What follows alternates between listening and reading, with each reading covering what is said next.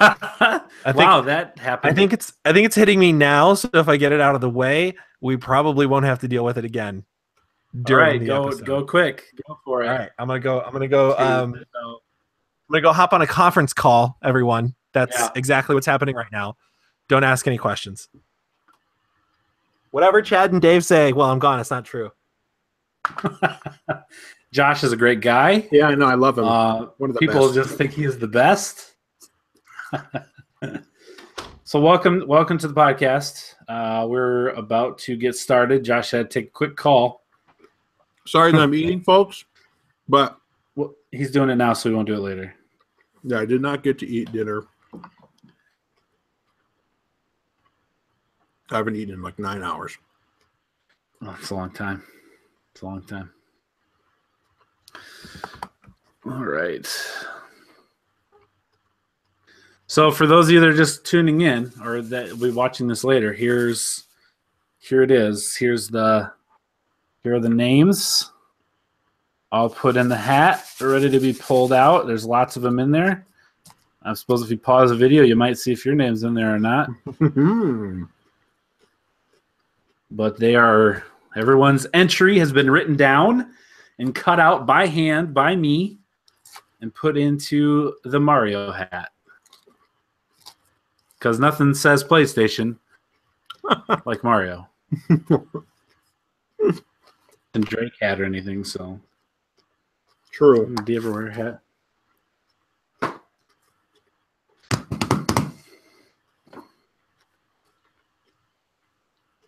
Listen, I'm eating healthy on the podcast, Evan. Evan doesn't like when I eat on the podcast. Evan. You know, eating on a podcast typically is not, favorably looked on because it sounds gross. Well, we're not on a podcast right now. It's true. We're just on a YouTube video. How? Do the lip smack right into the mic. Go for it. Just chew right into the microphone. I'm not an animal, Jack. Oh, fair enough. Hey, you gonna put out what games you played, or you just got it by memory? I got it by memory. Okay. Well, because I didn't do that much because my dad was here. Right. Well, yeah.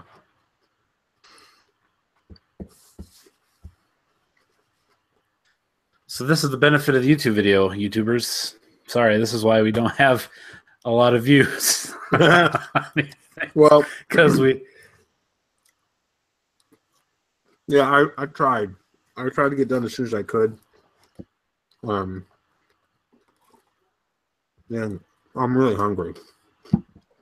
No, it's fair. It's all right. I mean, it worked out well. Josh had to take his conference call, and he gives you some time to eat without being recorded. Yeah, man. For some reason, thinking of conference calls makes me hungry. Ugh. That's gross. Huh? Why? What? I don't know. Eating on conference calls is gross. Nah. Yeah.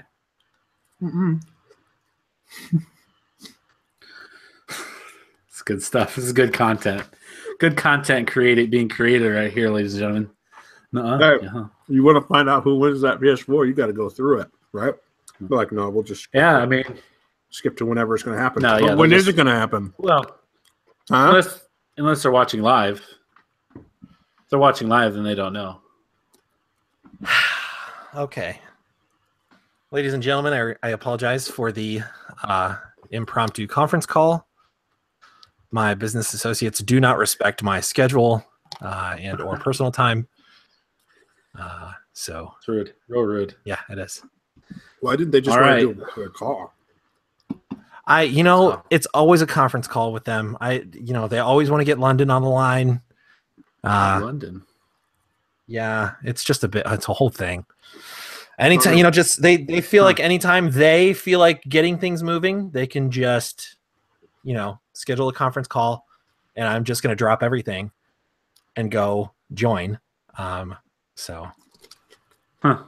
I have to, your number. Otherwise things get messy. So they've got your number. Sometimes sometimes you just got to cut it short. I mean,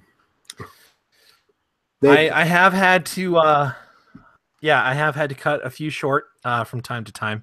It's unpleasant for everybody.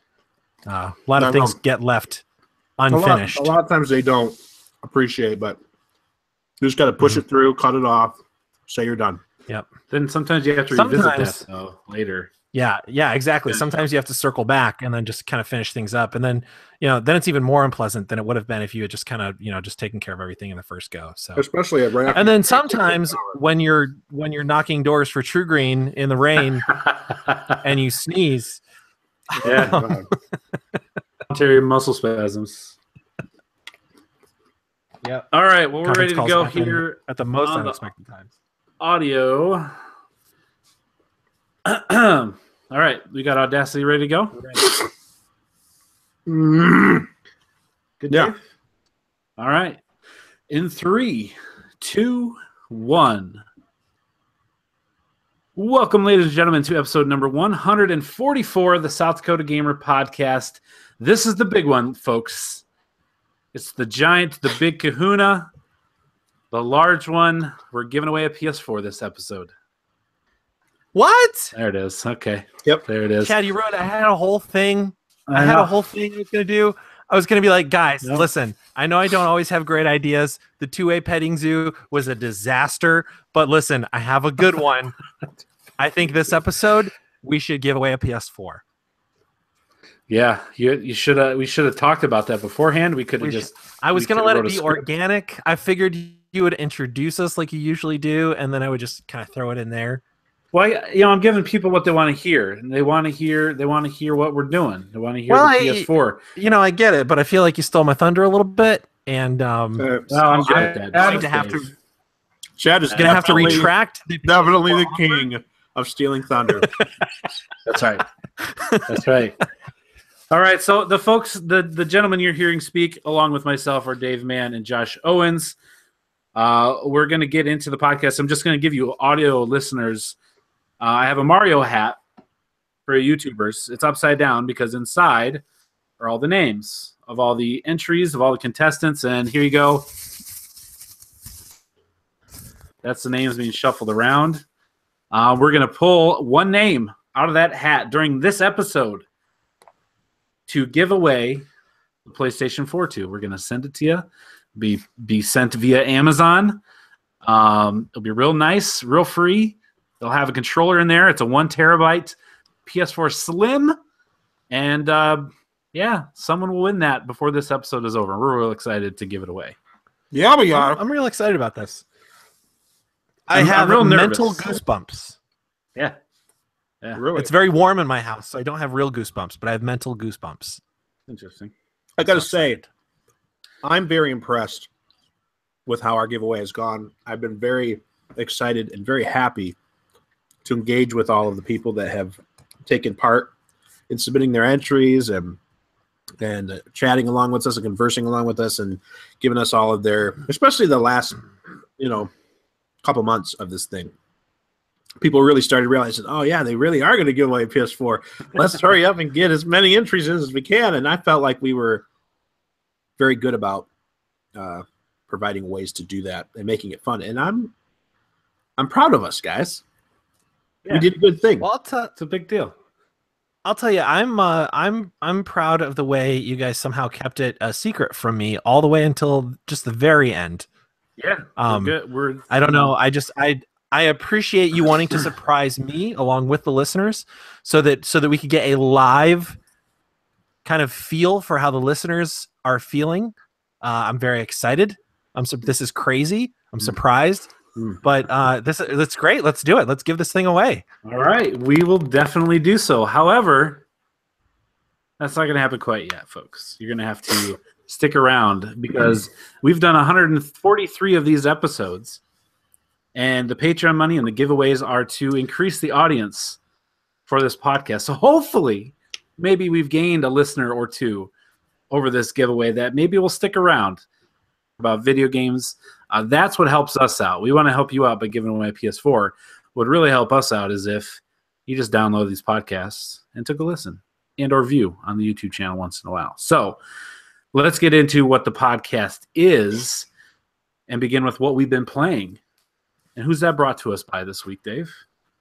That is brought to us by none other than Paco!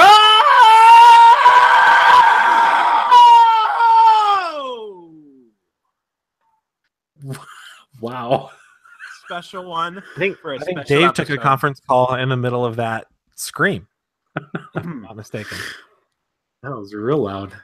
Yeah. Yeah, All right. someone's police will probably be here shortly. Actually, I didn't think about that. Yeah, so Paco is one of our Patreon supporters. If you want to join said Paco, you can head over to patreon.com/South Dakota Gamer and give us $1 a month or $2 or $10 or whatever you'd like. If you give us a $10 a month pledge, you get to be a sponsor of a segment on the podcast like Paco and one more sponsor here coming forward later in the podcast. But first off, what we've been playing, Josh, you've got some big news. I do. I have some really big news. Before I get into my big news, are we still dipping the world in it? Oh yeah, absolutely. First hand supply. Yeah. So check out firsthandsupply.com, right? That's their website. And you could dip so many things in the wonderful smelling things they have. The other thing that I want to mention before I get into my big news, Chad, is I'd be remiss if I didn't mention, we didn't mention it in the last episode, but last episode was episode 143. And if you grew up pre-texting, pre-cell phones, if you grew up in the pager era, you might know a little code 143. I You never guys had know a what I'm pager. talking about? No.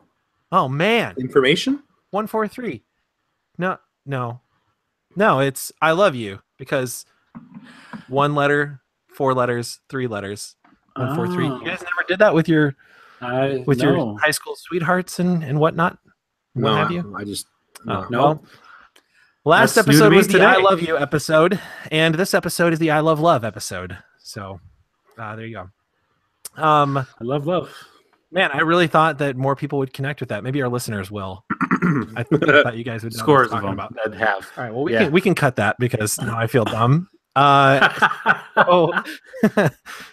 So guys, I have really big news, and I know Paco's already sponsoring the segment, but I have to give a huge shout out to Paco for helping me to share my big news.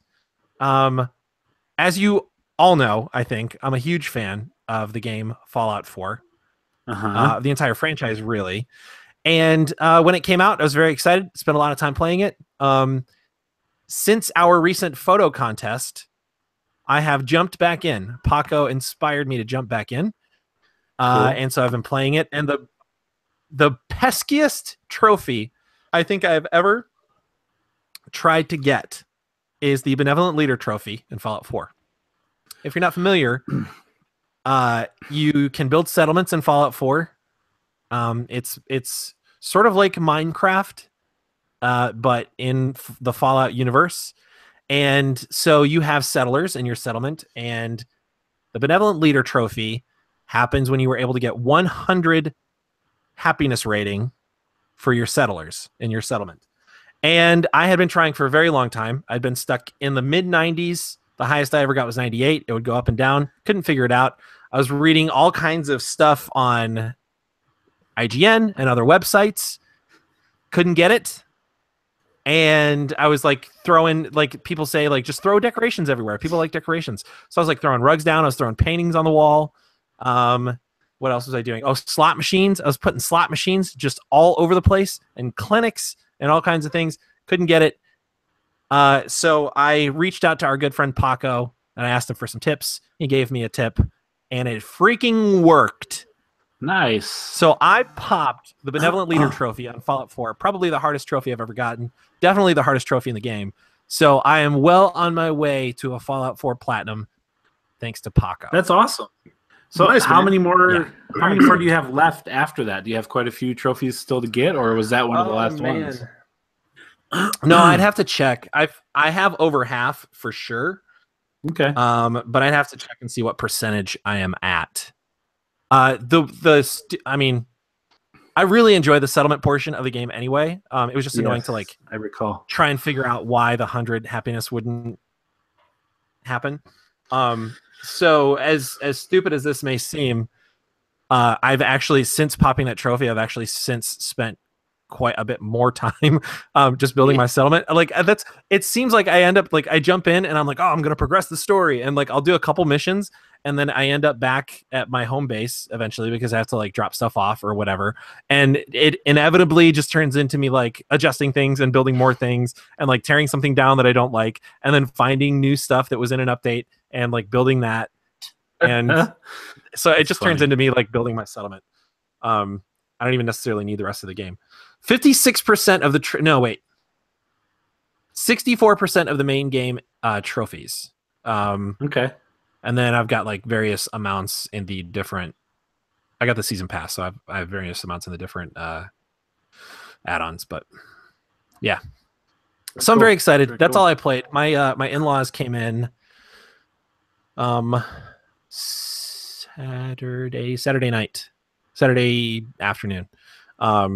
So they've been in town since then. They're staying through till the day before Thanksgiving. Actually, they're not staying for Thanksgiving, but so I've been kind of entertaining them, catching some punishment. Have you learned Korean? Times, but I have not.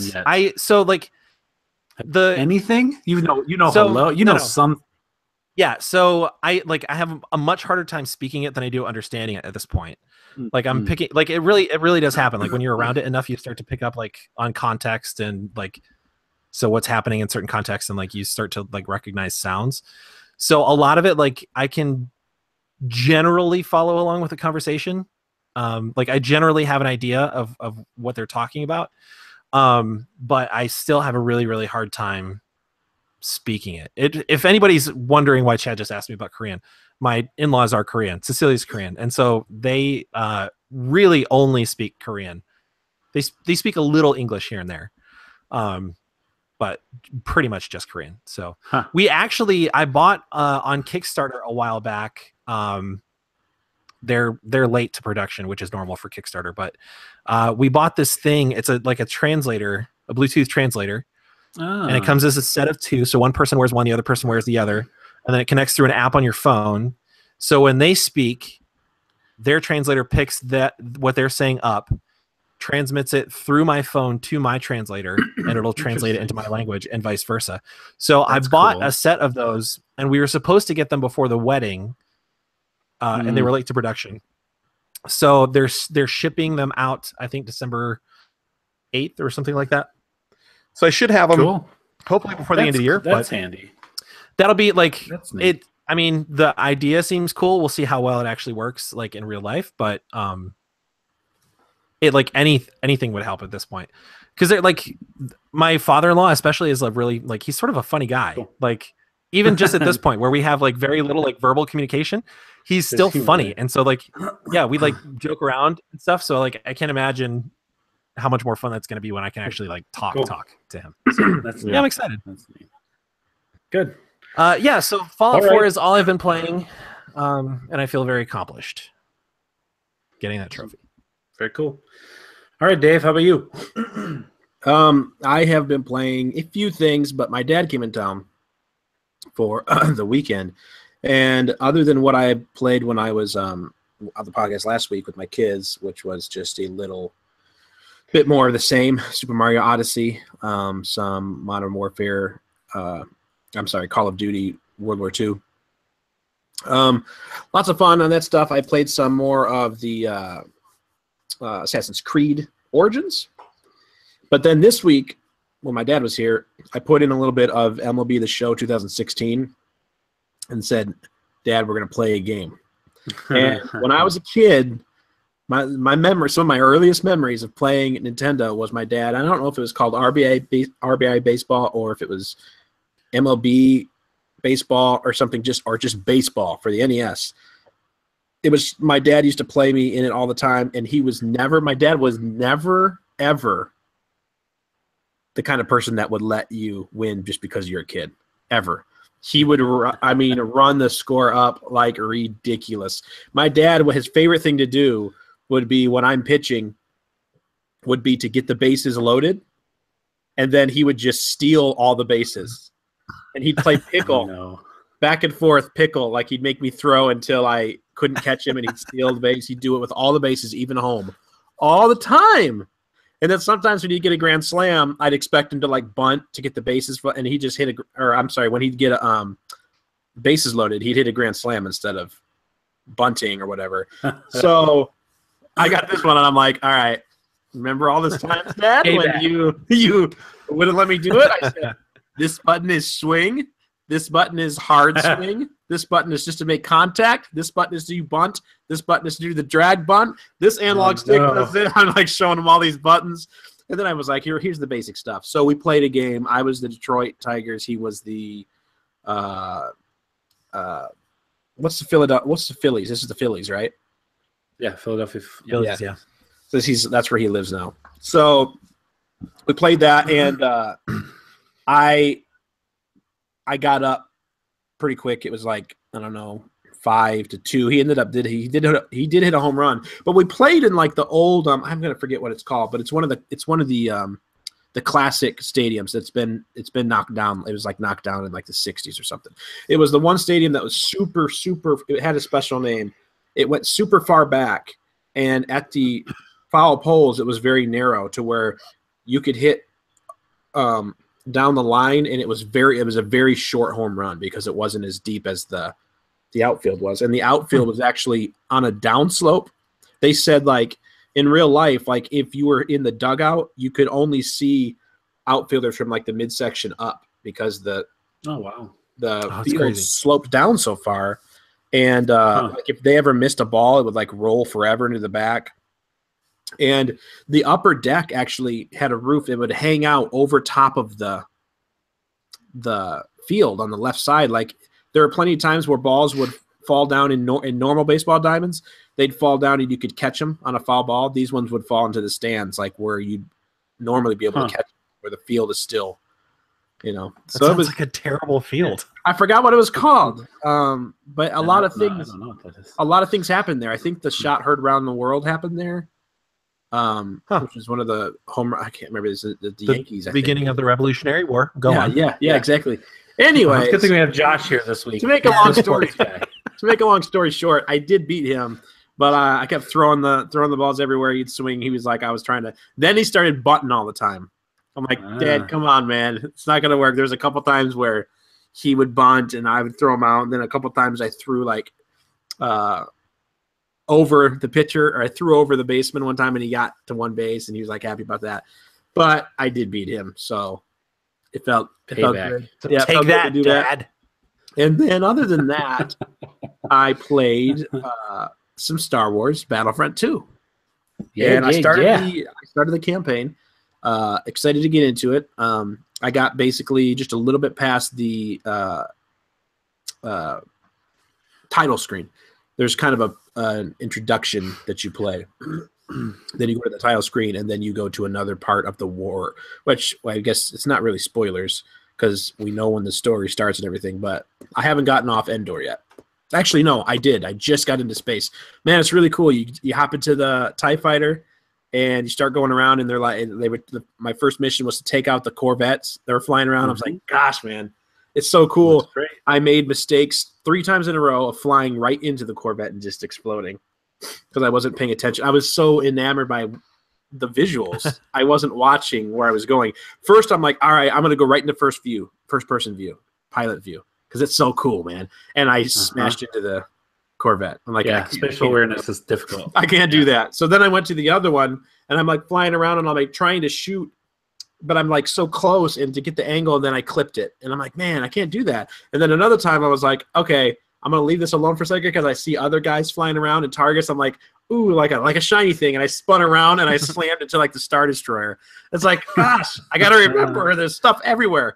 But I got to tell you, man, it was so cool. I mean, we all are Star Wars fans. It was so cool when you fly off of Endor and, spoilers, you fly through the wreckage of the second Death Star. That was cool. What? To see it from a perspective that you never got to see before. And also being on Endor before you got up there and seeing the explosion and then seeing like how it would be in real life, sort of where there's just like a debris cloud way up there that's kind of getting bigger ever so slightly, but it's so far away, it doesn't.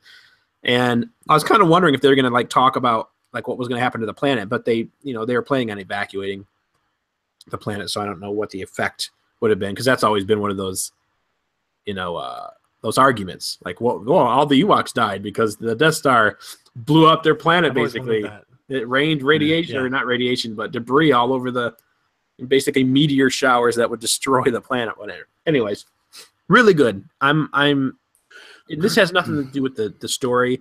It's just the fact that it's Star Wars. Like, my take on it right now is it's really good because it's Star Wars, and it looks so much like Star Wars, and it sounds so much like Star Wars. It is Star Wars. So I'm looking forward to get into it. I think you and I are going to play a little multiplayer tonight. Yeah, man. Let's do it. Let's do it. That's what I've been playing. All right. This week. All right. Very cool. Well, then I will go next. First off, I'm going to say a little shout out to two viewers we have right now, Gabriel and Micah. Your dad's letting you stay up late to watch the podcast to see who wins the PlayStation 4. Your dad might win. He might lose. Just telling you. Got to be prepared for failure. Got to be prepared for failure. Right. You know what?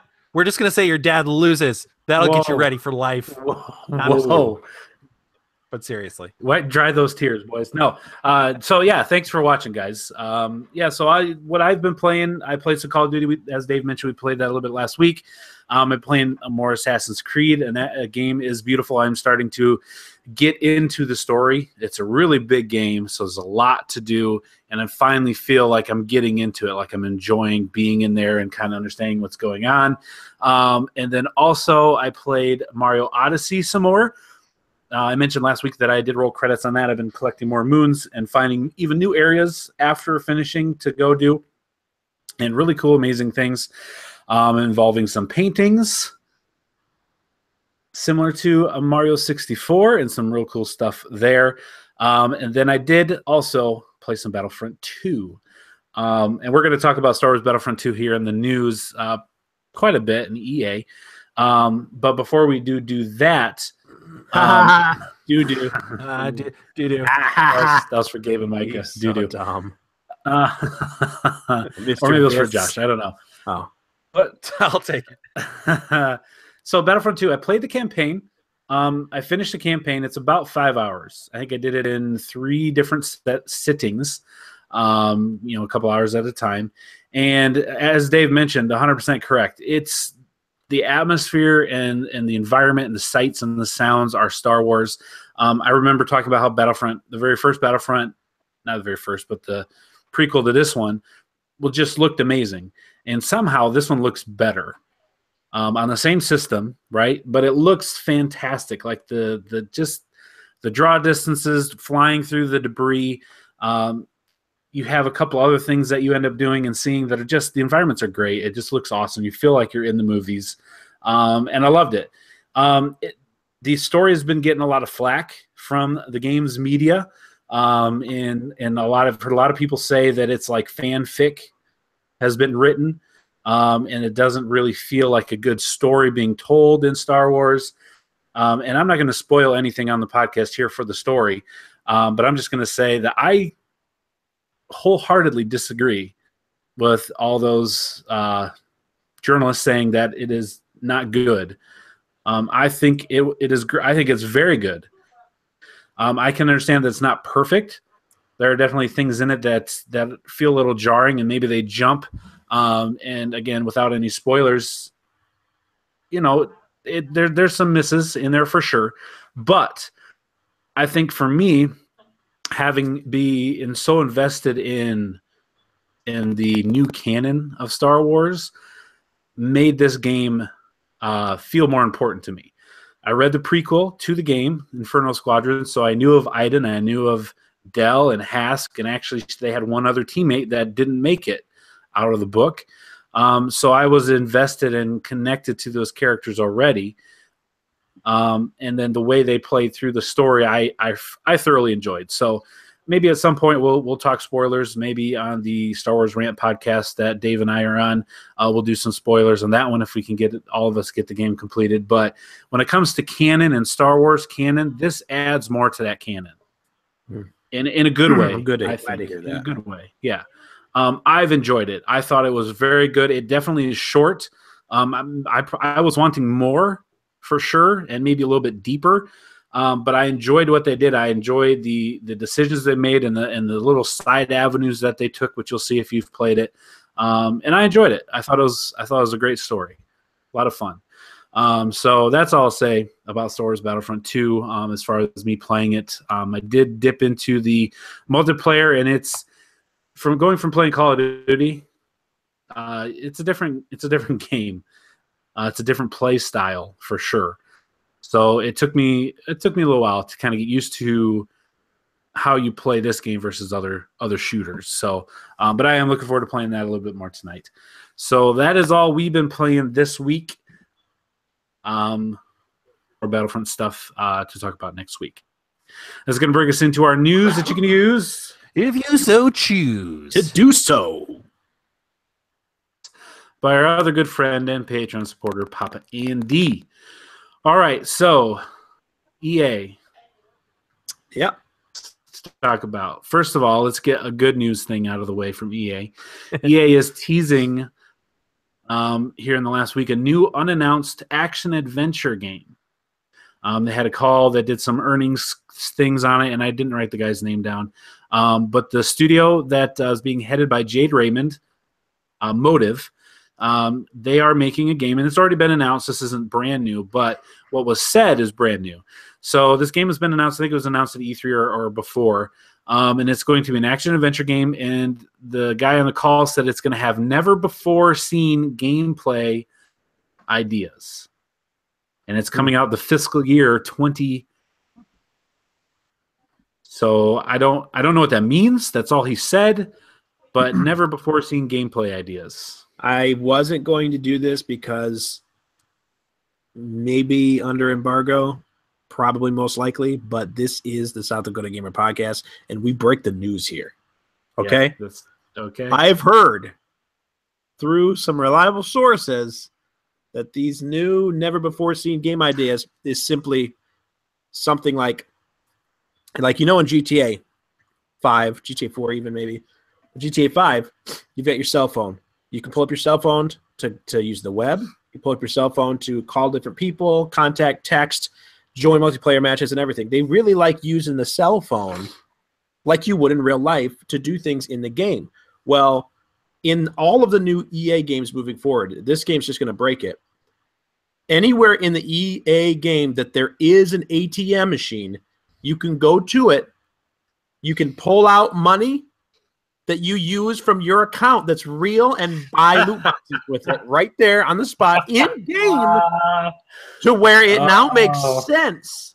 And it makes perfect sense in the game for you to be buying these loot boxes in the game. So now, like when you have like a game like Shadow of Mordor, I know this isn't EA, but where it doesn't make sense to have a loot box in their games, you will be able just to buy it right there, and it's not going to break the immersion.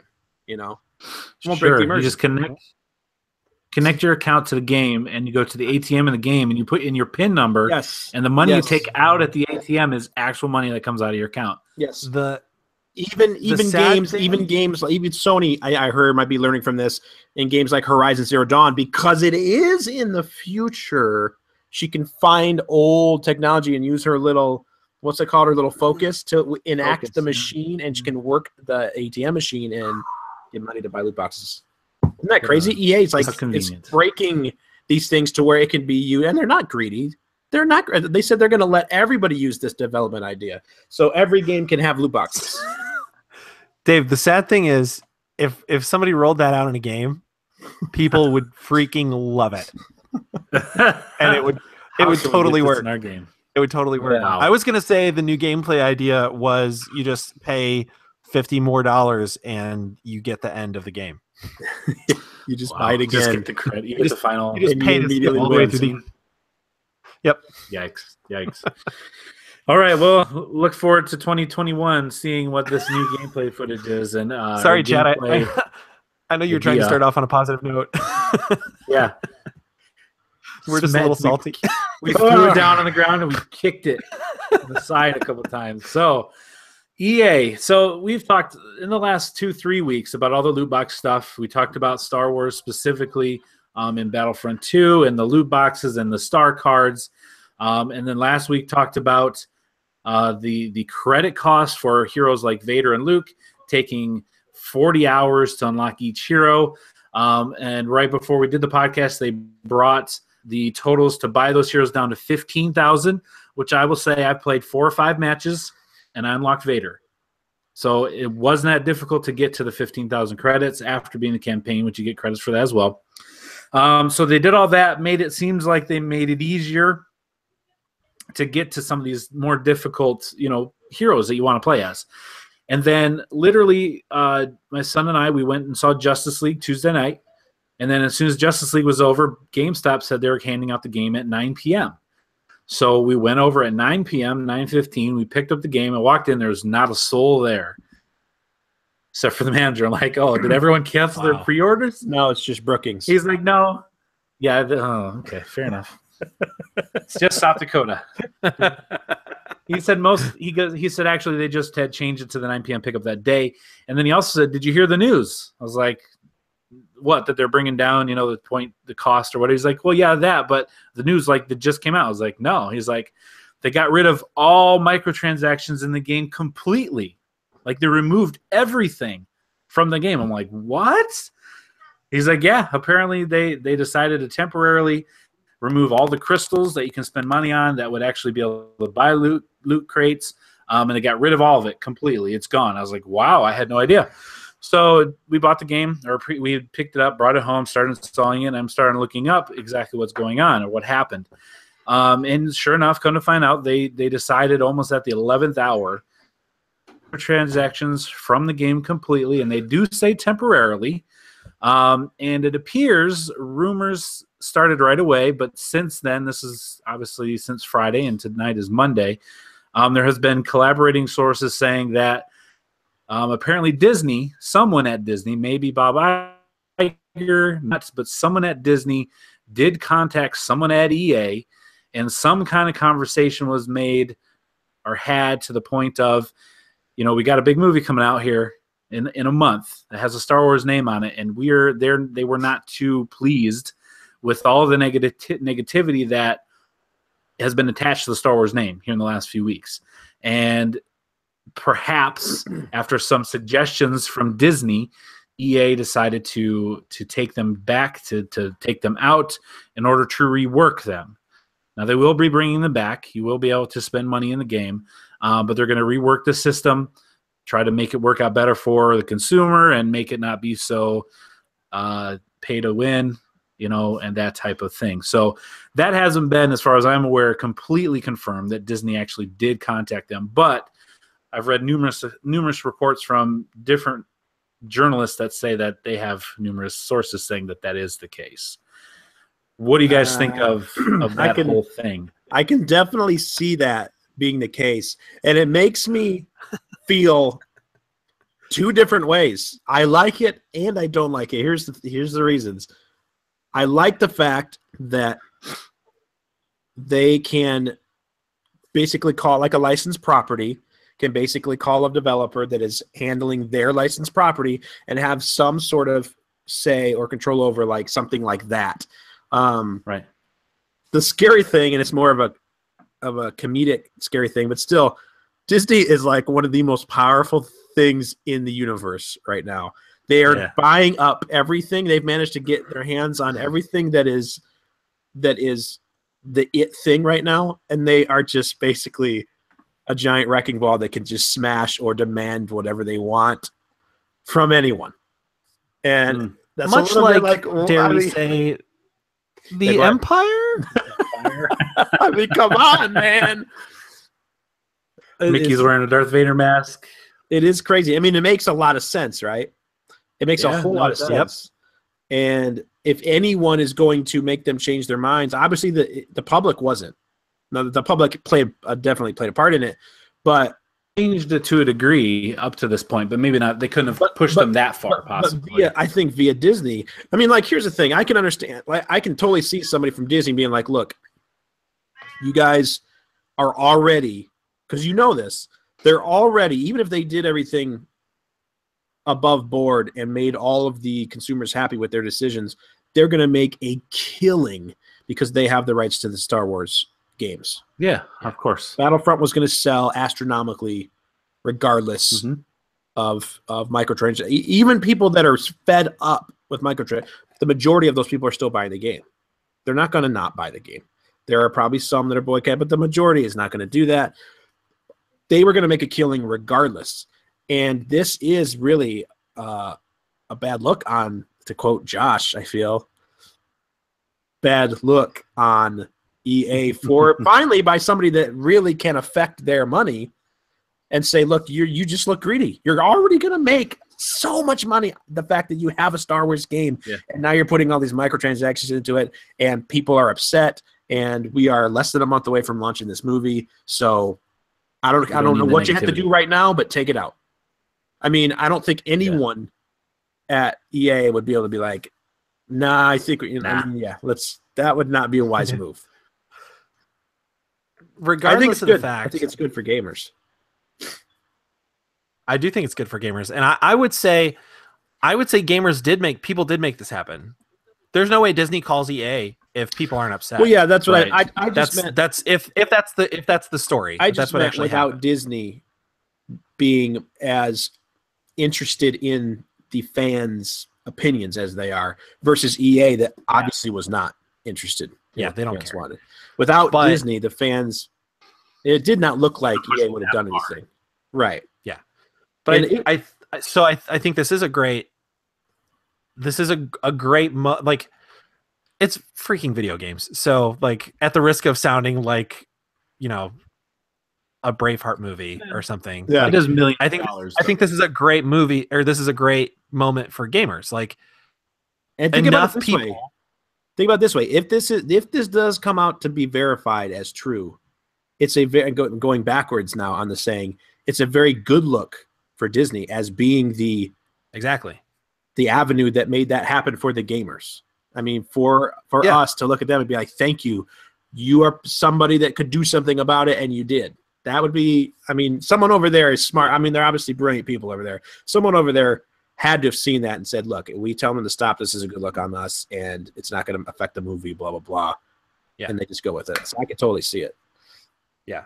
So I think this is a great moment for gamers. And I think this is where, we've talked about it before, but I think this is where, like, voting with your wallet, like, this is proof that works. And, like, speaking out about something that you do not like and you think is shiesty, that freaking works. Like, it worked.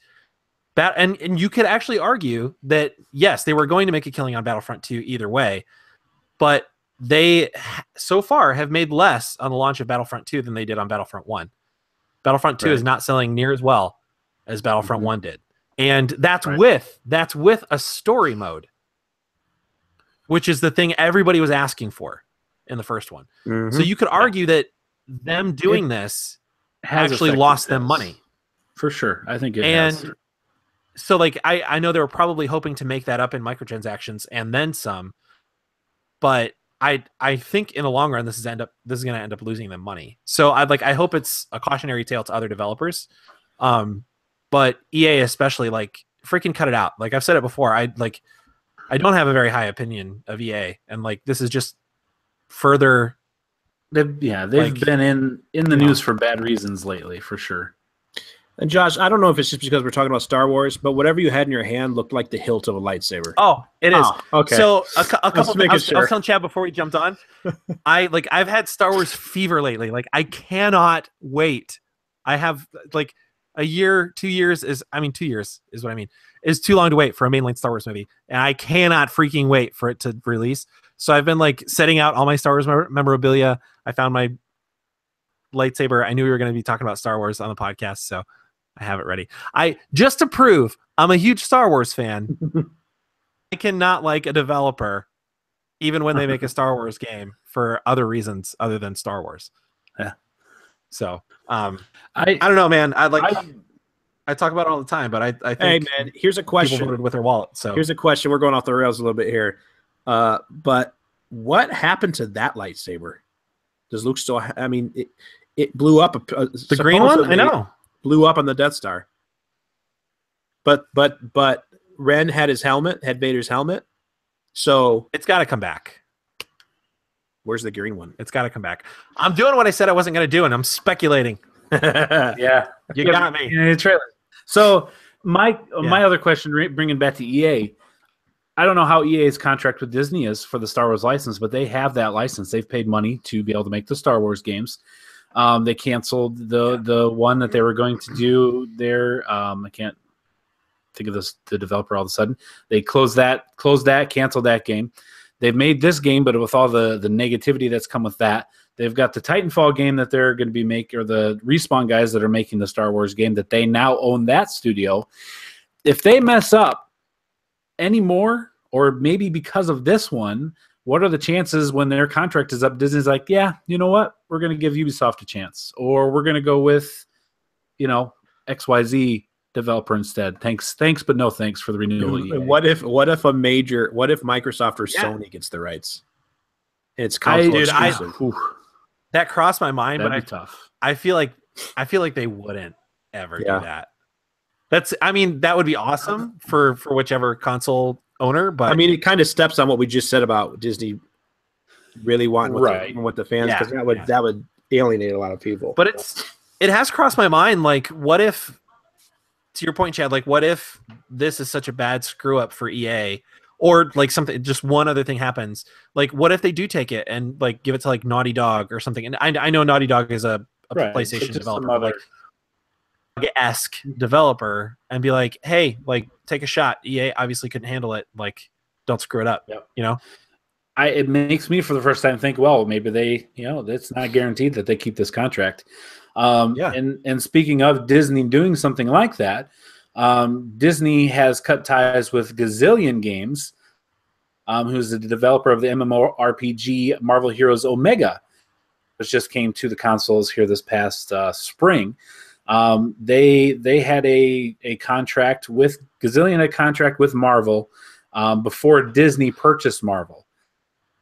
So they had made this game for the PC back, I think, 2012 or 2013, somewhere around there. And they kept it, obviously, through the end of the contract, but the contract ran up, and Disney has cut ties, and that game is no longer playable, from what I understand, by, I think it's the end of December. The servers will be shut down, and that was a free-to-play game, but you could buy heroes and packs and things like that in there. But they're going to they're getting rid of that game. So Marvel, or Disney rather, is making moves as well. I'd love to see Disney really just kind of scatter it abroad, some good developers. Don't give the whole license to one developer that is known for making one type or style of game. Like, give it to, I was just thinking, like, what about, what's the one that does, is it Quantic that does Until Dawn and the new Android game, Detroit Human, or whatever? What's the name of that? Those are the same developers, but yeah, I know. David Cage is not the same guy that made. Yeah, that's David Cage, but that's not the same one that made Until Dawn. Oh, okay. I can't remember. I think, but I'm like, I was just thinking, like, what about if we got a game? We've got a game like Battlefront. What if we got a game like those Beyond Two Souls and Detroit Human? That's a Star Wars game. And then we got something else that was completely different. That was the single player linear Uncharted style. But EA says, we're giving you millions and millions of dollars. We want the exclusivity to make these games, right? Because we're giving you millions of dollars. That's part of their side of that contract with Disney, to say, we'll give you this money, but we make all the Star Wars games. I don't want to see Ubisoft making a Star Wars game. These are our. We're talking about this contract. We're talking. You just brought up the hypothetical question. It would end. Right. If it ends, I can't see any developer saying, "Yeah, we'll pay you millions, but we'll, if someone else makes a Star Wars game, that's fine too." They're going to want the rights to do that. I keep wondering if Disney would be able to just basically just say, push it that way. Yeah, sure. you can make a Star Wars game, you know, whatever. Just spread it up, spread it around, spread the love. It might be cool to see, like you're saying, Dave. Like maybe AAA developers wouldn't go for that, but like maybe some decent indie developers would or something. Like that would still be cool. I keep wondering, and I know like Disney just recently got out, like as of this spring or summer, of the game like development space when they shut down, what was it, Infinity? Right. But like I keep wondering, like why don't they just do it themselves? They have brilliant people and like almost bottomless resources. Like I don't understand, like why not just do it in house? Yeah, I don't know. It's easier to buy a studio or have a good, you know, I mean, Criterion or buy a studio. That's what I mean, though. Right. Yeah, I don't know. We'll see. It'll be interesting to see. I mean, there's going to be lots of Star Wars going forward for the next decade, so there's no doubt of many Star Wars games that will also come out with that. So we'll see how it goes. We'll see. The game overall, I don't think it's bad. Mm-hmm. Yeah, that's okay. So that's what I was just about to ask. Like, I mean, like you guys both said you played it. Like the game plays well. It holds up to it definitely holds up to Battlefront 1. It feels like Star Wars. Yeah, feels like Star Wars. It's there are problems with it. It's not perfect. The progression in the multiplayer is muddied. Like I was playing today, and Carter was watching me, and I was playing. I was like, where do I see what level I am? Like, what level am I? And I couldn't find it. I couldn't find it anywhere. You don't. As far as I'm aware, you don't see it until the match is over, and it gives you all the points, your XP to your next level. Then you see what level you are. But if you look at your screen or you look at your loadout, you don't see what level you are. Simple, not really important, honestly, in the grand scheme of things. But there are little things about it and the progression system of how you unlock guns, how you upgrade, and the star cards that are still there. It's just it's off. It's not perfect. And the gameplay is Battlefront. The gameplay is good. It looks fantastic. But just the setup, and it might be because of the pay to win stuff and the way they wanted to steer everyone. But it's just something's not right. Like when we play enough shooters, Battlefield, you know, Call of Duty, whatever, we play enough shooters multiplayer that like you can tell Call of Duty's been doing it for forever, and they're good at it because it makes sense, it flows, it's easy to understand, and it's got that little carrot at the end of the stick, just getting you to do the next unlock. I got to get this gun. I got to get this attachment. If I get more kills with this, I get this, and it just isn't quite right in this one. So, I don't know. It's interesting. Like I mean, I don't wish bad on the game because it's Star Wars, but I do without sounding like malevolent, I do hope this hurts EA enough to be like, shape okay, up, try harder. Yeah. Do better. Competition helps, right? If they feel like they may lose it if they don't do well. Yeah. So, all right. Well, let's move on from that. This is an odd outline, but since we're talking about EA and like microtransactions, I mentioned I think a couple weeks ago that I was really looking forward to Need for Speed Payback, which I think is out now. But that's another game that I'm probably not going to buy because like it's got a lot of the same stuff in it. There's a lot of like pay to progress stuff.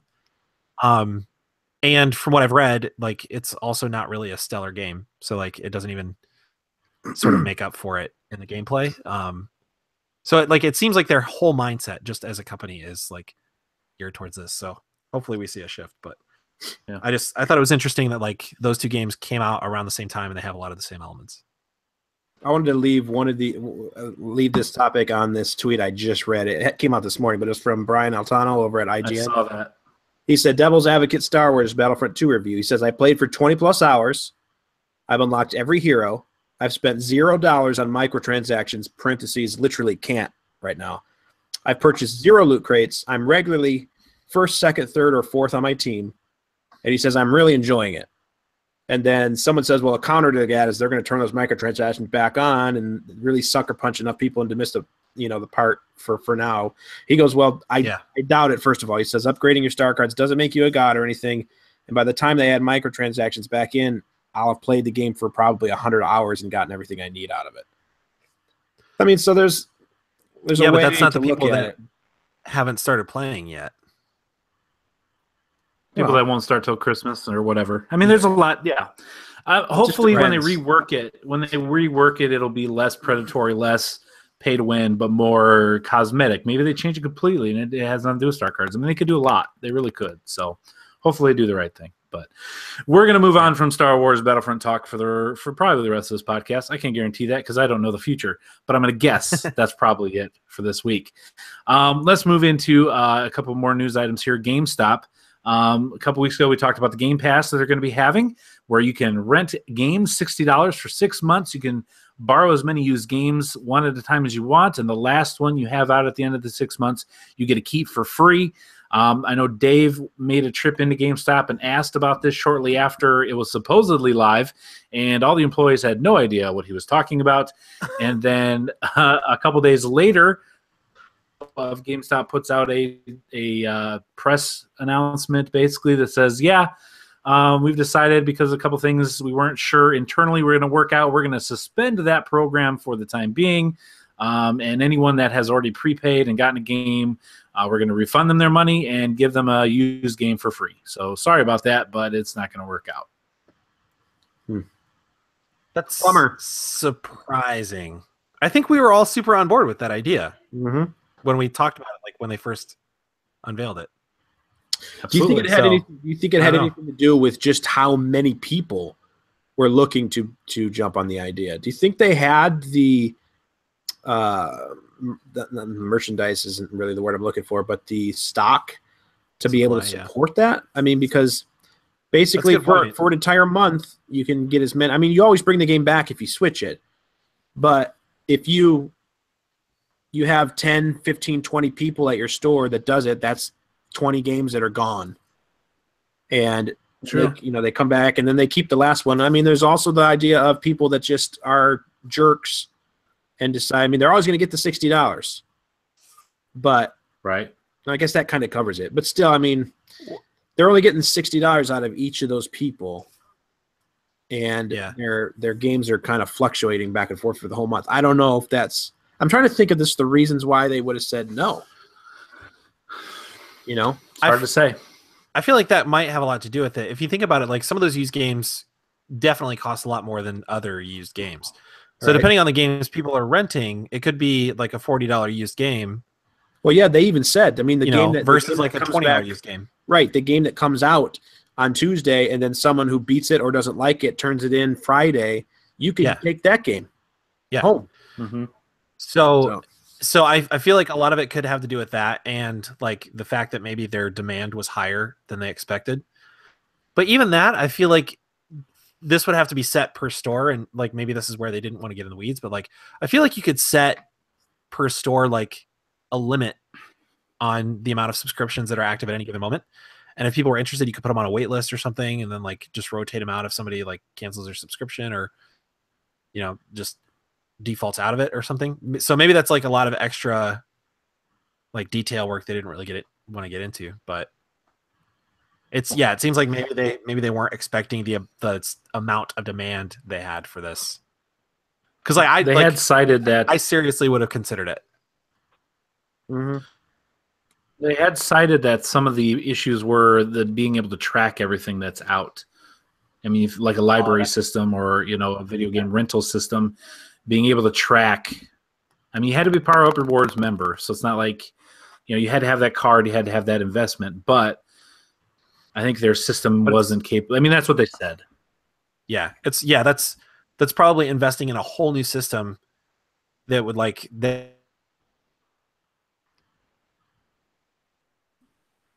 so the initial investment probably was a lot too, but so we'll see. That may come back or it may be done. It's hard to know, but we'll keep you updated as we know. The next few are relatively short, just something that kind of came up here at the end of this day. But when it comes to Minecraft, real big game, Minecon just happened here this past weekend, and they're doing the update Aquatic in the spring of 2018. Going to be adding dolphins, underwater shipwrecks with treasures, coral reefs, and the trident weapon that you can either toss or you can use as a melee weapon. You can enchant it to where it'll come back to you like a boomerang. And my son was real excited. Gabe, Micah, I'm sure you guys are super excited too. I'm super excited. That sounds really cool. Too. Now I'm wondering. Does this mean that they're going to expand the edges a little bit so there's more ocean to play with, or does it have to be like a center? What did they called it? Something like individual domes of something, like its own economy or ecosphere inside the water. Like there'll be separate domes underwater that'll have different kind of life in it, different shipwrecks, different things. So I don't know if that means that there'll be more water or just in the water you have, it'll be kind of be segregated off. Mm-hmm. Man, that's such a cool idea. And I like in my game currently, I have I just like dug into a mountain. And so like my house is like in the mountain and all my stuff is in there, but it's surrounded by water. Like you have to use a rowboat to get to it. So like I'm really excited for this update to come out, and like I'm telling you, man, scuba diving. I'm telling you, man, as a 35-year-old man, if I start playing Minecraft, this is the main reason I don't. If I start playing Minecraft, I will literally sit there for hours. Yeah. And just do nothing. Like I might start because there's a part of me that's like, man, I love the unlimited access to everything when I use creative mode. There's a whole other side of me that's like, all right, man, I'm just going to tough it out. I'm going to do this in survival. I don't have nothing. I'm just going to start with my hands. I'm going to chisel my own little home, and I'm going to make gardens and grow stuff. And so I'm going to do all this stuff and fight off against zombies and everything. And then like after like 3-4 hours of that, you're like, gosh, man, like I've not done, but it's like I did it though. It's mine, and I'm going to come back to that later. But you spend so much time in it, so much time into it. They keep adding so much. This is why this game, a decade later or whatever, is still like one of the best-selling games, one of the most played games. They're still bringing out constant new stuff. You can cross-play on it now. You can do all kinds of different. I just love it. Minecraft is brilliant, and that's one. I mean, you talk about Microsoft and some of the bad decisions they've made and how they've turned it around with the kind of the last well, how many years? What has it been? 4 or 5 years since the current gen came out? Can't remember. I think it's 4 years, 5 years. The latter half of that time period, they've kind of turned it around as far as their message and everything. But as far as what they've done since they've bought Mojang, or however you pronounce it, and the stuff they're doing with Minecraft, I think it's just great, man. I absolutely love it. And I've always liked Minecraft, and it's just gotten better for me. And my kids love it too. I've got my youngest son, Will, is now playing it just as much as Jack and Carly did when they were his age, and Carly still play. Sometimes they all still get on there and play it, and I love it. I can't wait to get back into it again with them when I get my Xbox. Rapidly approaching that time. I'm late to the game on Minecraft, but I love it. And to Dave's point, most of what I play is survival because I want to pop the trophies, and I'll spend probably 2 hours just mining. Yeah, I'll find a vein of it could be as dumb as freaking charcoal or something. Oh man, but when you find it, you gotta get it, and you can't stop. And I'll spend 2 hours, and I'll just keep going and going. And then there's none, but then I'm like, ooh, but if I dig down a couple more layers, there's probably some more down there. And you're like, well, here we go. And then you break up with another vein of ore. Yep. And then I'm like, oh my gosh, there's iron here now too, or gold. God forbid, there's diamonds. And you're like, oh crap, now I got to get a different pick because I can't just use my regular stone pick to mine this. I got to get an iron pick now so I can mine the gold. Mm-hmm. Josh, maybe I should buy it on PS4. Gold pick for diamonds? Diamond. Maybe I should buy it on PS4, and we should do a multiplayer survival session. Dude, we should totally do it. We should. Oh man, I would love that. I don't have anybody to play with currently on Minecraft. It's just even my point is, even getting in there and just mining for 2 hours, all you're doing is manual labor in a video game. Yeah, and it's just so fun. Seriously, I haven't thought about this. But seriously, our PS4 community, the Steel Brothers, we should all get Minecraft and just start building like crazy. That would be. I say cool. we should do it. I say we should do it. We might even have a South Dakota Gamer giveaway within the game of Minecraft. Oh wow! There's a lot of mini games. There are a lot of mini games in Minecraft now that you can play as well. So I'm real. I did not see this happening. This whole conversation, the last 5 minutes, is a surprise to me. There's so many games that I've gotten so excited to jump back into lately, and now this just got like bumped up towards the top of the list again. Yeah, I mean, you could do a battle royale in Minecraft if you really wanted to. You could. Where you just drop people in and it's just a fight to the death. It is crazy. Man, okay.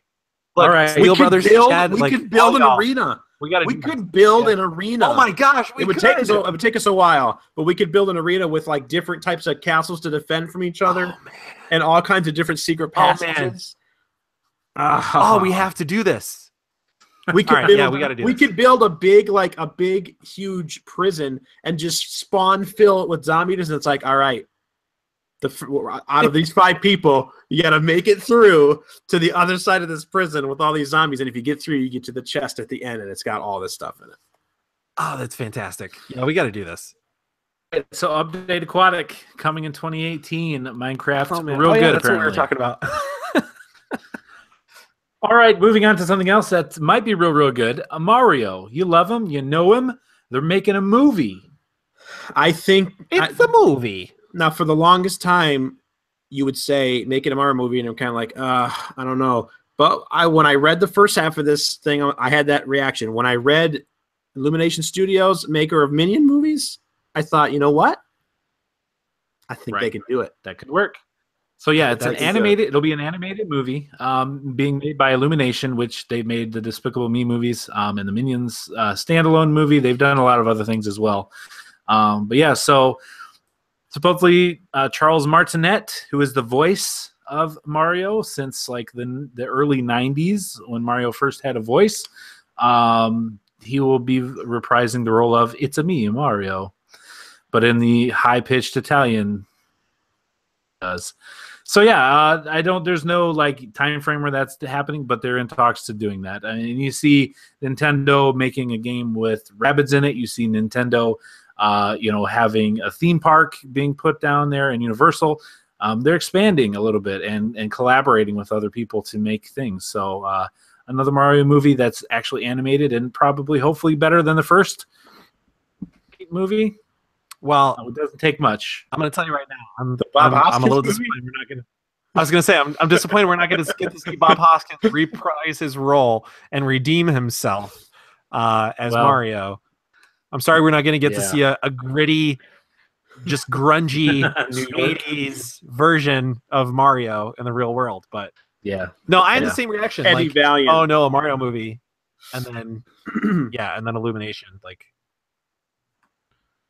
although like that 80s, what was it, 80s, right? Or was it like early 90s? Yeah, that Mario movie. It might have been early 90s. Probably was Bob early Hoskins 90s. and what? John Leguizamo or whatever his name is. John Leguizamo. Who was Bowser? I can't remember that guy's name.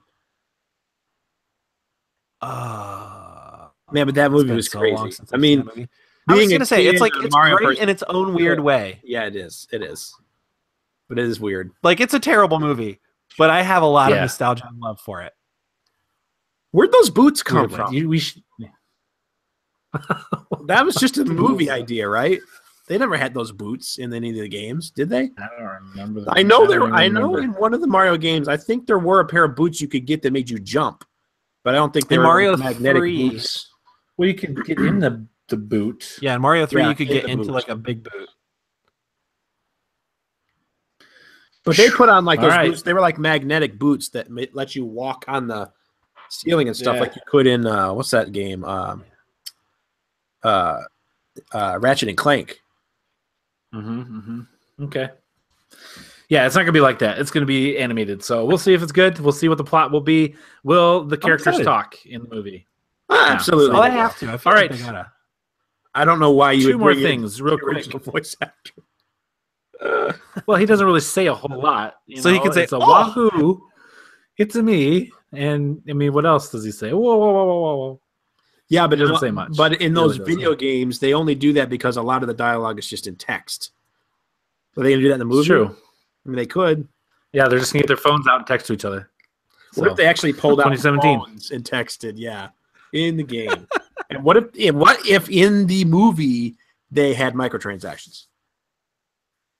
This is an EA movie, so it should be fine. All right, the next, Valkyria Chronicles 4, Xbox PlayStation 4, and the Switch in 2018. Josh, are you a Valkyria Chronicles guy? Seems like this would be up your alley. You would think so. I've played 2 Valkyria Chronicles games. I didn't really care for either one, but I know these are huge with people that like RPGs, so I think I'm the anomaly here. I'm totally willing to give 4 a chance when it comes out. I keep going back to it because I feel like it should be something I like. So, Tactics stuff involved in it too, and I know Final Fantasy Tactics, your top game probably ever. So, and the fact that it's coming to the Switch is a big deal for a lot of people as well. So, 18 for that.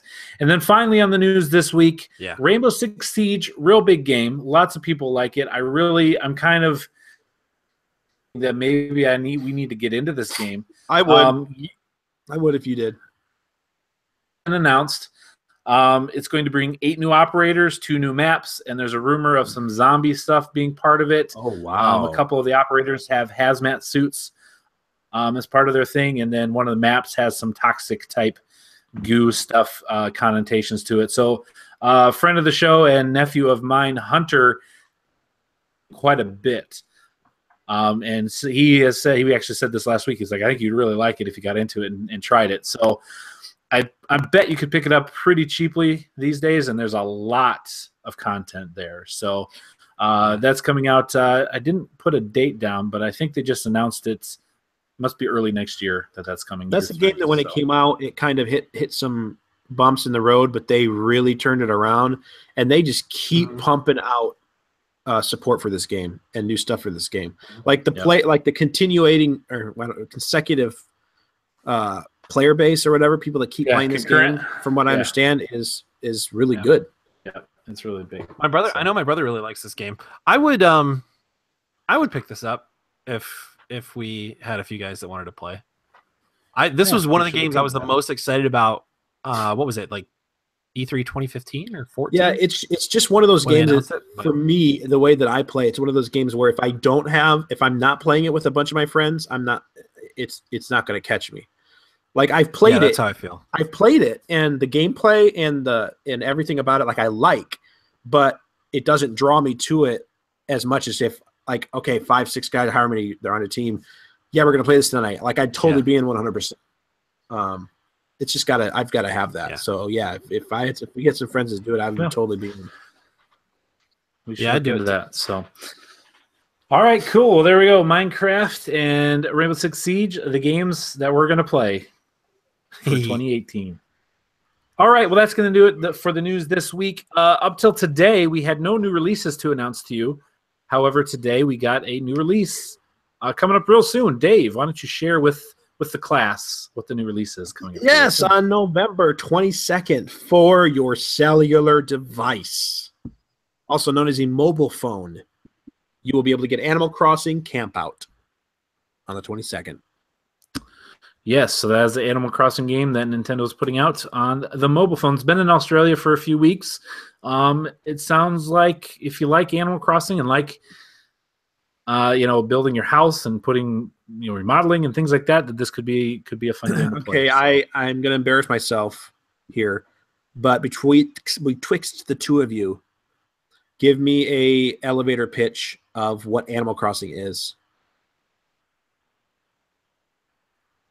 Go ahead, Josh, if you want.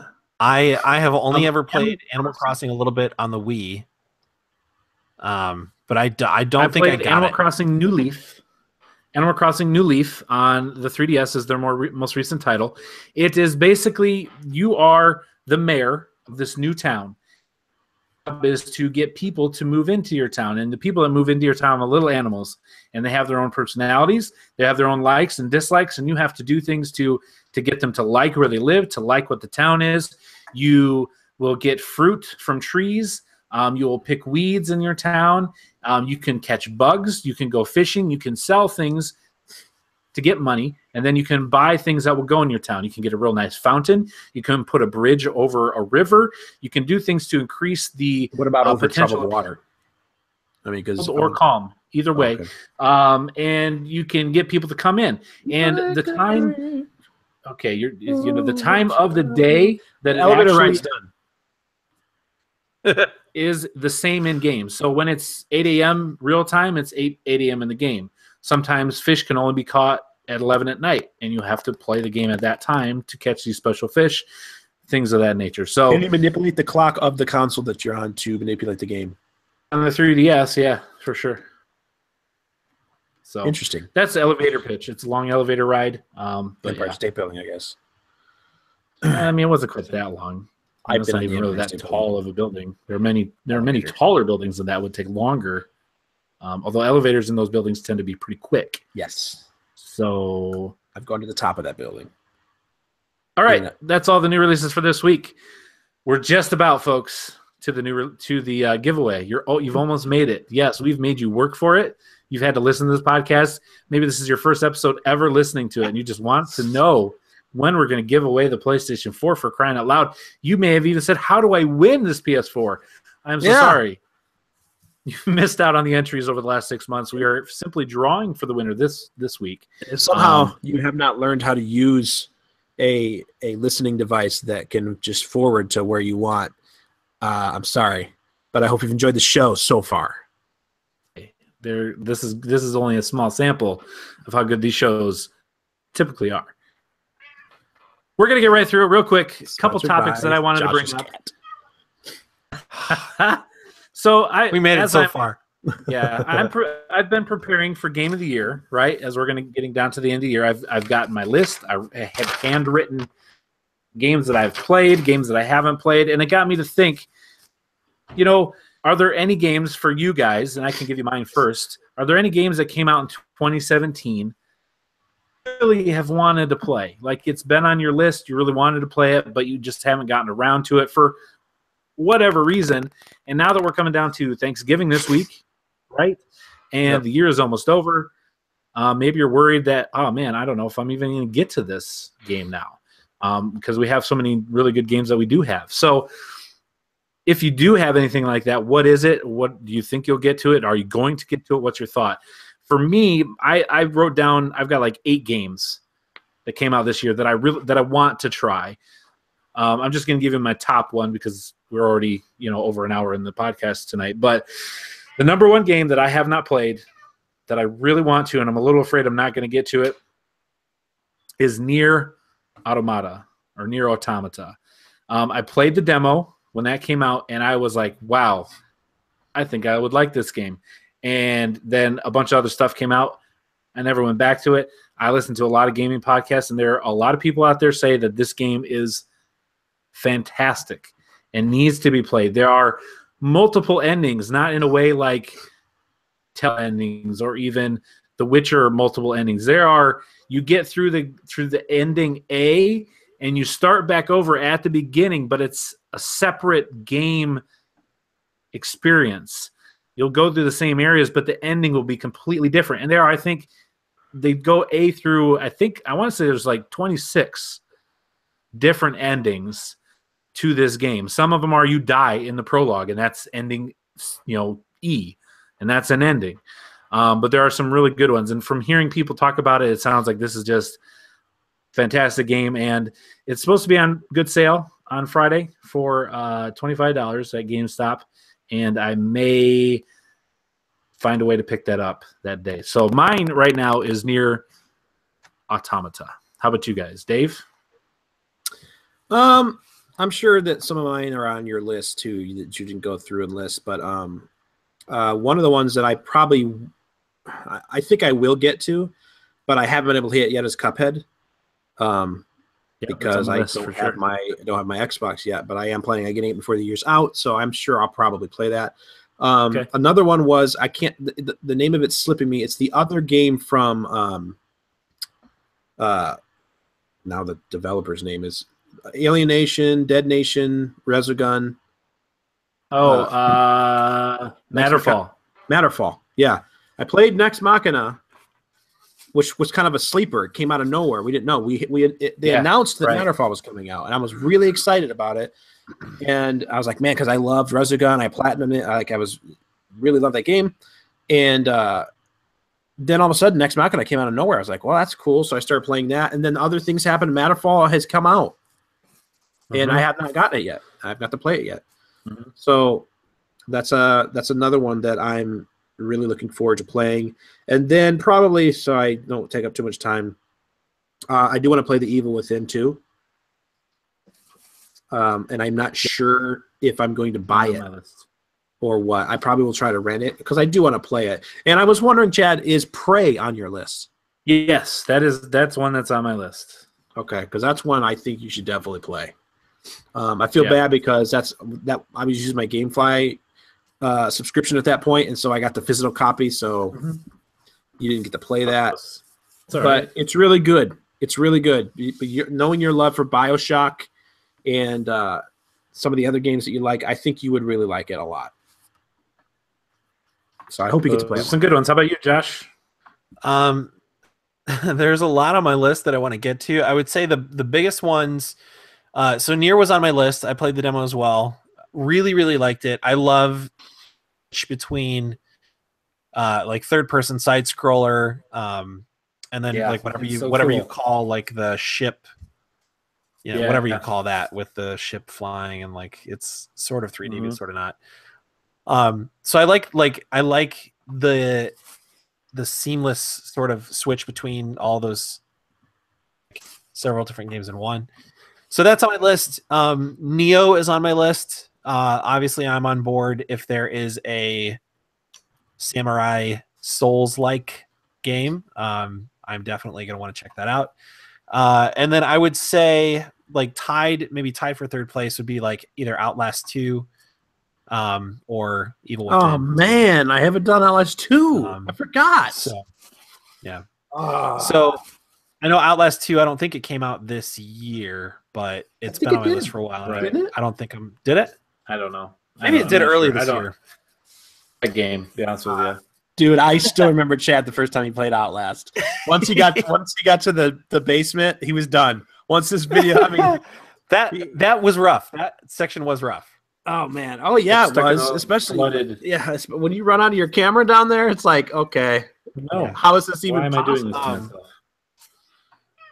But yeah, so like those are probably the main ones. There's like some other smaller titles like What Remains of Edith Finch and like a couple like just like little weirder things that I want to get to. Yeah, I've been really meaning to jump into that, and so I'm afraid I'm not going to get to it before the end of the year. It's a shame, but good one. So yeah, I mean, like Friday the 13th and Ark and like Shadow of Mordor and all that, like those are all on the list too. So I guess we'll see what we get to by the end Battleground counts because it's playable. Oh yeah, fair. Yeah. I figured I will get to that one this year. Yeah, I'm true. I'm not going to get to that by the end of the year because it's not going to come out for PlayStation by the end of the year, and I'm definitely not going to play it on PC. I'd get murdered so fast. I'm telling you, man, Burr Method. Buy, use, return. So I've seriously contemplated that a few times, Dave, for a couple Microsoft games so far. So it's still on my radar. I don't know. I might. We'll see. Cool. All right. Well, I just wanted to bring that up and get you thinking. Hopefully you guys will start thinking about the game of the year. We'll have that podcast here come up sometime in December where we take our top games and duke it out, whittle it down to the South Dakota Gamers game of the year agreed upon by all three of us. The best game ever for 2017. With no debate or fighting at all. We always agree. Completely agree. Yeah. The whole time. Let's go back and listen to last year's. It was 5 minutes long. The podcast was 5 minutes. All right. One last real quick question before we get to what everyone's waiting for. Buy anything video game related for Black Friday? I mentioned Nier. I'm probably going to pick that up. I am definitely going to get an Xbox One. Now I've been on the show talking about getting an Xbox One X, and I really want to do that, but then I'm seeing these Black Friday deals come out. I just saw GameStop alone is going to have the Xbox One S $90 off. I think it's like $190 to get it. And I'm thinking, gosh, man, I mean, that's $300 cheaper than the Xbox One X. I would really be stupid to just not buy that. I mean, I don't have a 4K TV. There's really no reason for me to have the Xbox One X other than I want to, and eventually I'm probably going to get one, so why not just get it now? But I can save $300. And the Xbox One S is an incredible machine. So as well. So that's the way I'm going to have to go. You know, it's going to accomplish literally everything I want to accomplish with the Xbox One. So yeah. Fair. For me, I'm not going anywhere on Black Friday. I hate crowds, and especially on Black Friday, like I can't handle it. So I'll be staying home for sure. However, I may be I'm going to keep an eye on the PlayStation Black Friday sale. I texted you guys earlier this week. There's early access. So supposedly the proper sale, the proper Black Friday sale is supposed to start tomorrow. They're starting it a little bit early. So supposedly what's up there right now is early access for PlayStation Plus members. So there may be a more robust list later, I guess. But so far it's really disappointing. But I last year and the year before, the past 2 years, I've gotten some really, really good deals on some games that I've really been wanting to play. So that list we were just talking about a while ago, I'll be keeping an eye out for any of those to populate that list. Yeah. That sale, rather. Yeah. So especially Ark. I feel like Ark has been out long enough for it to maybe go on sale for Black Friday. And it's just I'm so intrigued. I really, really want to get into it. And I just haven't pulled the trigger because I don't want to pay full price for it, which I may end up anyway. But yeah, so yeah, I'm gonna keep it on the Black Friday sale. We're just waiting for the gang to get back together again. We got so much stuff going on, so many good games that come out, so much to do, so much to play. I know. I'm still itching to get together and play some more Fortnite Battle Royale too, but everybody's getting pulled in all kinds of directions because there's so many good things out there. So yeah, I'll keep an eye out on the PlayStation Black Friday sale and see what's up. I'll probably snag some deals. Okay, cool. All right, well that's going to do it for the main event. Yep. Thanks for listening. I already started. I started exporting my audio already. Is Dropbox? All right, great. Yep. Pizza, great. All right. All right, folks. Here we go. Just so you know how it works, I have the Mario hat. We have all the names in here. Goodness gracious, man! I was the last person talking before the PS4 giveaway. I should have just kept going. I'm sad. I'm sad it's going to end. I know. Somebody's happy that it's going to. I'm sad we're going to have to buy one and somebody's going to buy one and ship it away from here. So I'm stirring them up. Oh man. There's no favoritism here. It's just all the names. If you have to this contest, your name is in here. A lot of you are Patreon supporters. So a lot of you are not. There's no favoritism to that. You did get entries for being one. I'm nervous. That's it. I know. I'm nervous for whoever wins. Oh man, who's it going to be? Honestly, I can't see. I'm seriously my mouth is dry. I'm so nervous. I'm happy for somebody. This is seriously an awesome thing to win. Stirring it. Okay, Here we go. I've got a couple in my fingers. I'm getting rid of them. I have one. Oh gosh. And now I have it. I don't know the name. I can't see it. I'm going to open it on the camera. Can you see? Here, let's turn it around. Oh wait. Can you see what the name is? Can you see what the name is? No, not yet. Oh no! See it. Oh! Hey, we saw it. Who is it? It's Evan. Evan Steele. Evan Surprise. Winner after all that. PlayStation 4. After all that. Congratulations, after all that, I really, really wish I would have told him he was disqualified last week because it's really going to make for a bad ending to this. Congratulations, Evan. You have, it's backwards on my screen, but I don't know if it is for you. You have won. We're getting text.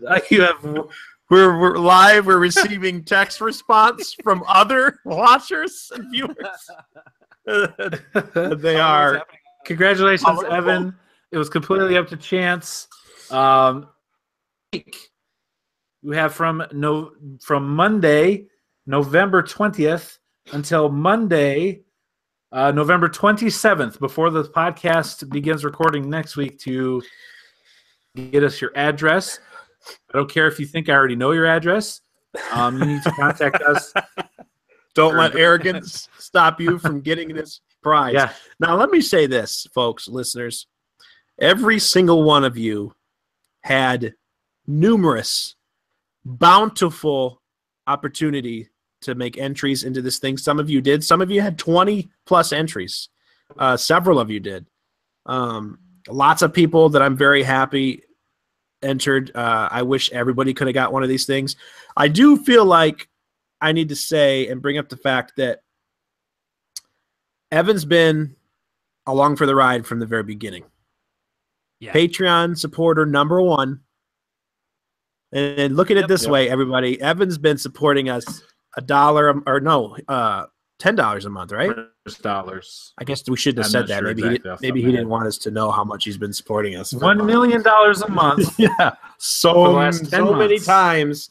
You know, to be honest, he's paid for his PS4 through us. Lots of things. Oh, yeah. But I'm happy. Probably. I'm happy. Yeah, I was gonna say, like it's fitting. Evan's been one of our biggest evangelists for a long time now. I think, unless I'm wrong, I think Evan is the reason that the entire Steel clan is on board. I think Evan was the original. And yeah, we've gotten. I mean, Evan has scored our E3 episodes for the last 2 years. Yep. So Evan's super involved. So it's fitting. I do feel like it's also fitting to say that I'm the only one who's met Evan in person. I am the reason he listens to this podcast. Well, I would really just like to say, in light of the fact that we will be doing another E3 episode next year. 7 months preparation. I'm so glad that Evan won this. I think Evan is a great, upstanding person. I think it couldn't have happened to a nicer I spell. text Evan on a regular basis. I call him on the phone a lot. Well, I pray for Evan all the time. I went to high school with his wife. So, I mean, I don't think any of you can do that. And I've talked to Evan on Facebook. So, congratulations, Evan. Really. Okay. Get us your address either via direct message on Facebook, or you can email at SouthDakotaGamer or text. And I will, as soon as I get that address from you, it's in my cart in Amazon right now. The PayPal funds are ready to go towards it. Given the purchase button will be made, shipped to your home, and it'll be on the way. If you do it quick enough, you could get it before Thanksgiving, probably. So congratulations. Thank you for everyone that participated in anything that we did for the contest. It was a lot of fun coming up with ideas. It was a lot of fun to see you guys participate and just be part of the community. We like doing things like that because I've gotten to know numerous people that I would not know were not for this podcast. And all those things are good. And I would wager to say that we will be doing another giveaway at some point, probably before long. And this time the guys will include me in it, and I'll know what's going on beforehand. So that'll be fun too. It'll be fun to be just be a part of something. You know what I mean? Yep, absolutely. Yeah. There you go. That's going to do it for this week's podcast, guys. Dave, Josh, thank you so much for being here. Thank you for being part of this. It is greatly appreciated. Thank you, Chad. Thank you. I said it first. Remember, we are part of the SouthEmpire.com podcast family. Head over there and check out other podcasts by South Dakotans. Until next week, congratulations, Evan. We'll see you later. Peace. Bye. I'm Evan's favorite. Don't see my thunder. All right, YouTube. Thanks for watching, you guys. Sorry to disappoint probably most of you, but it was fun. Thanks for participating. Make sure you check us back next week. We'll be giving away other cool things. Definitely check us when it comes to back. Christmas time too, as well.